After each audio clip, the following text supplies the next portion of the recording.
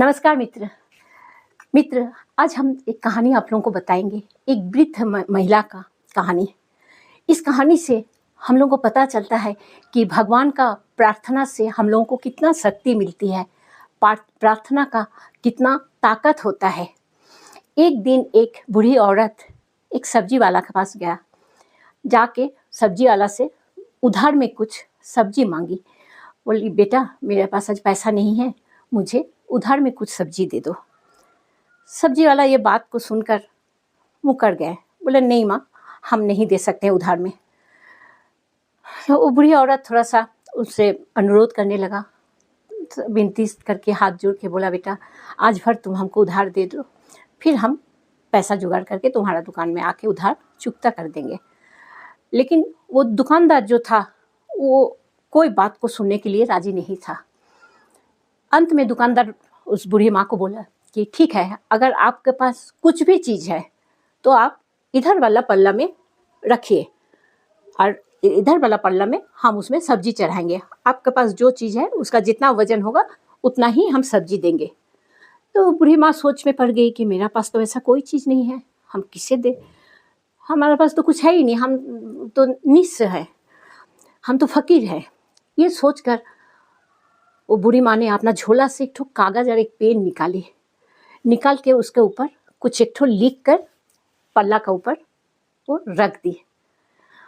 इसके बाद सब्जी वाला उनको देखकर बहुत हंसने लगे और मन ही में सोचने लगे कि ये भी कैसा पागल औरत है, एक कागज़ को रख दे रही है पल्ला के ऊपर।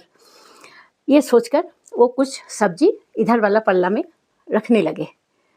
लेकिन दुकानदार जितना भी उसमें सब्जी चढ़ाते जाए वो कागज़ वाला पल्ला ही नीचे रहता।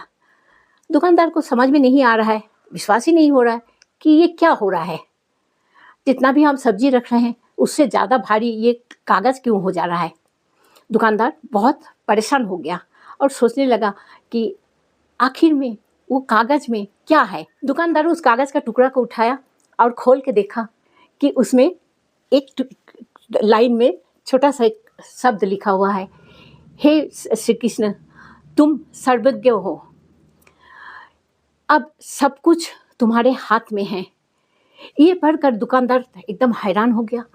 वो सोचने लगे कि इतना थोड़ा एक लिखा हुआ चीज़ से इतना चमत्कार हो रहा है, क्या बात है, इसके पीछे का क्या कारण है। मेरा तराजू में हम जितना भी सब्जी रखते जा रहे हैं, तराजू हमारा नीचे ही नहीं उतर रहा है, वो ऊपर जैसा खड़ा है वैसे ही खड़ा है। वहाँ खड़ा सभी ग्राहक ये चीज़ देख रहा है, किसी को समझ में नहीं आ रहा है, लेकिन सबको बहुत आश्चर्य हो जा रहे थे। केवल श्री कृष्ण का नाम में ही इतना सच्चाई है, उनका प्रार्थना का इतना ताकत है कि उसमें इतना सब्जी भी भारी पड़ जा रहा है। उसे समझ में आता है कि सच्चे मन से की गई प्रार्थना में कितना शक्ति होता है। वास्तव में प्रार्थना में अद्भुत शक्ति होती है, चाहे वो 1 घंटा का हो या केवल 1 मिनट का हो।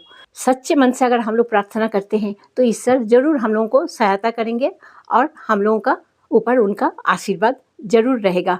उनके लिए सच्चे दिल से पुकार का मायने रखता है।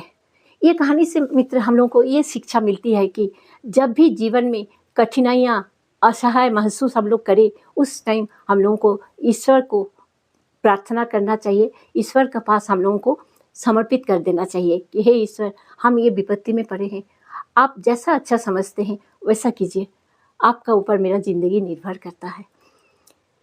ठीक है मित्र, अगर ये जानकारी आप लोगों को अच्छा लगा तो ज़रूर सब्सक्राइब कीजिएगा, शेयर कीजिएगा। नमस्कार।